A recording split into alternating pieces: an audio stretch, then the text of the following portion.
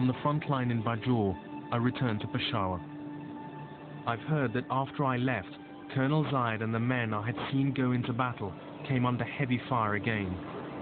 The fighting lasted 3 hours, and in the end, 7 of his men were killed, 27 wounded. One of the wounded was Colonel Zayed himself.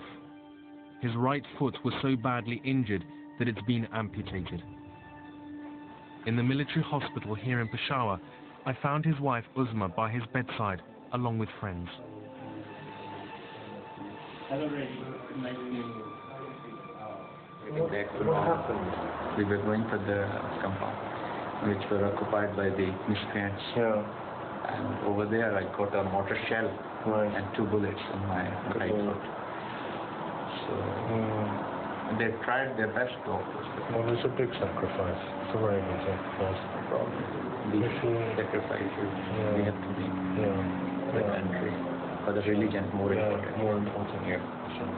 We are not scared of sacrifices. We joined the army to serve the country, so that's no problem. We are not. She's more brave than me. There speaks a soldier's wife, glad at least that her husband is alive.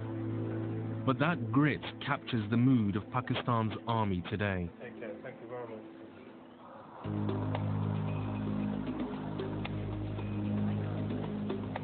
The gravity of what's happening in Bajor is being felt in Islamabad.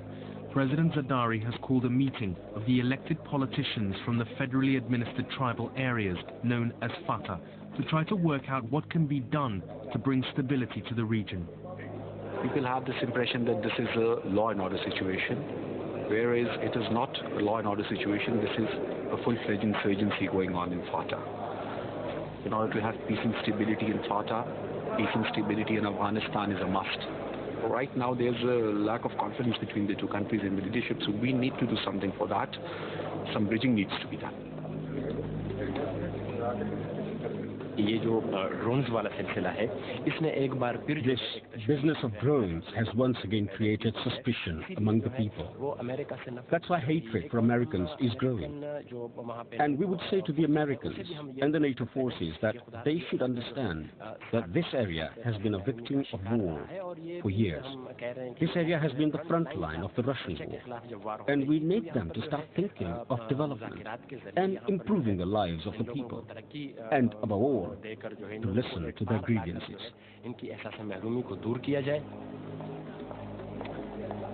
The American drone attacks have greatly inflamed the situation, and Washington is still pressuring the government to do more to destroy Al-Qaeda and Taliban sanctuaries in the tribal areas. But President Zardari knows he has to deliver development to achieve a lasting solution. We've got to get them special concessions. We've got to put in industrial bases there. We've got to put in proper units to employ the youth. Today, the militants pay more than we can pay our soldiers. They're that rich. So one has to make the region understand that it's in their own interest, in the interest of the future generations. One way the government hopes to turn the tide against the militants is by supporting local tribal leaders, the Maliks, who want to take on the Taliban. The government has taken a gamble and has armed local units of tribesmen known as Lashkars. One of the biggest has been formed by the Salazai tribe in East Bajor. On the way back to Bajor, I've stopped off in Salazai country to meet them. They claim to have 4,000 fighters. Once they supported the Taliban, but turned against them when they started killing Salazai tribal leaders. We don't know why they are doing this.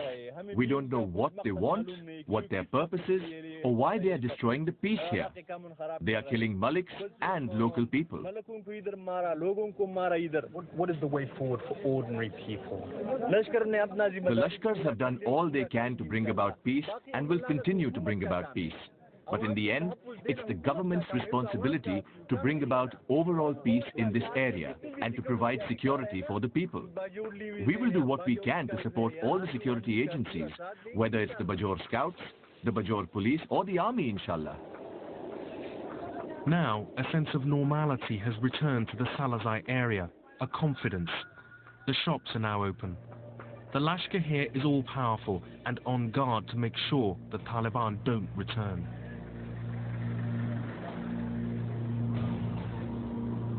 This could be a turning point in the fight against the Taliban, but the fear remains that tribal militias could become too powerful and turn against the government if their hopes aren't satisfied.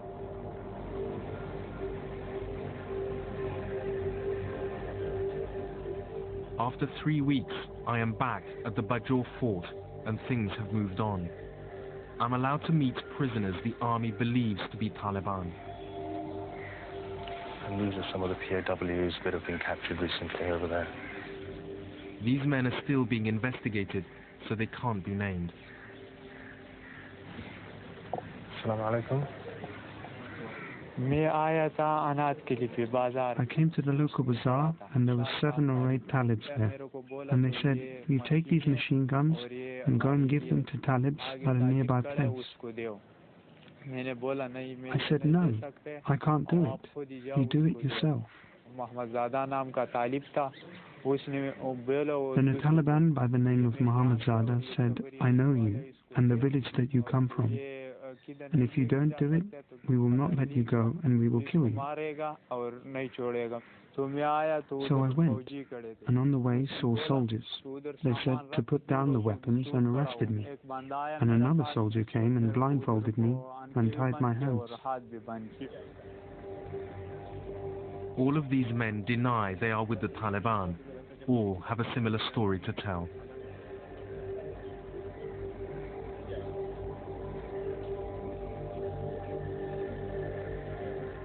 Across the fort, in the operations room, General Tariq is reviewing the plan of attack.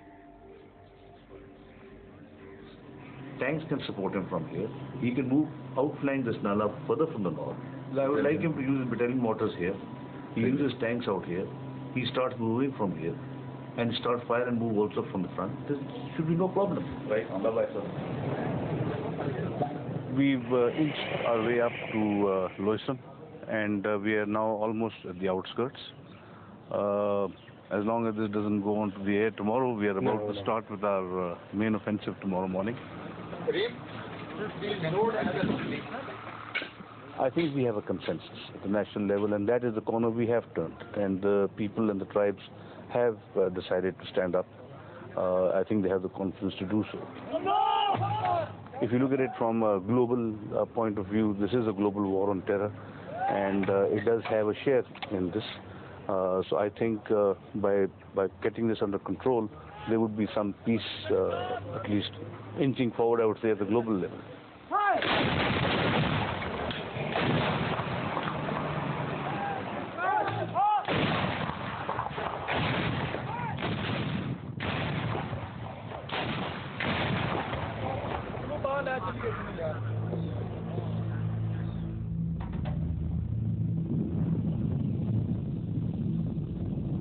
I am back on the same road to Loisam. In the past 3 weeks, the army has taken the road bit by bit. And I've not been beyond this point before.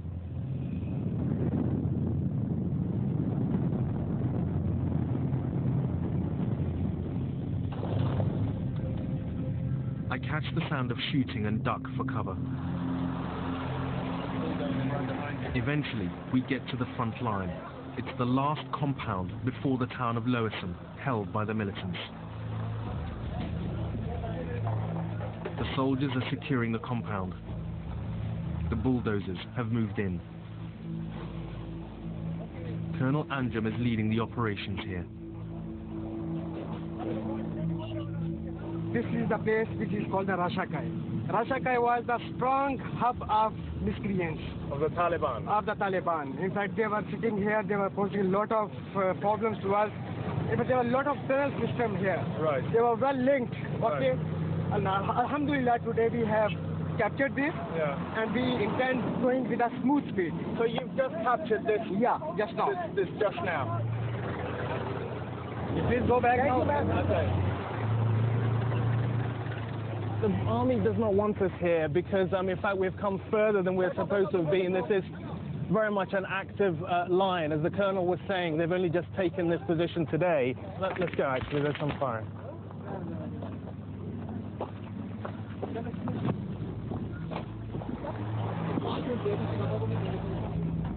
As I leave, the army is putting everything into the fight in the final push to rid Loasam of the militants.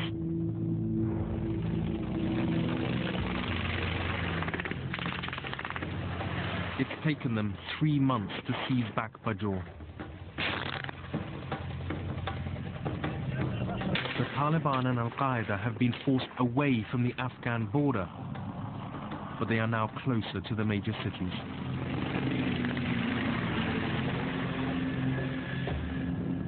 My journey here has really changed my perceptions about this war on terror and what it means for Pakistan. We are suffering the maximum. We have killed the maximum. The fighting here has shown the militants they can't set themselves up as the alternative rulers in the tribal areas. This is no longer a proxy war for the West. This is now a war for Pakistan's sovereignty and democratic system. I will take the writ of law to the ends of the last borders post of Pakistan. But for many Pakistanis, this reality is obscured by deep resentment of American interference in Pakistan's affairs and what they see as the arrogance of American power. अगर इसी तरह जिहाद जारी रहा तो America भी ज़ेरो power बन जाएगा वो सुपर पावर नहीं सुपर पावर सिर्फ अल्लाह ही हो सकता है. In the end, fighting cannot resolve the conflict. But while the leadership of Al-Qaeda survives and has Taliban support, this destructive war looks set to continue here. They can't remain forever. They can't terrify the whole world. Ultimately, the only real hope will be a common desire to move beyond differences, to build peace in a democratic Pakistan, and a chance for the development it so desperately needs.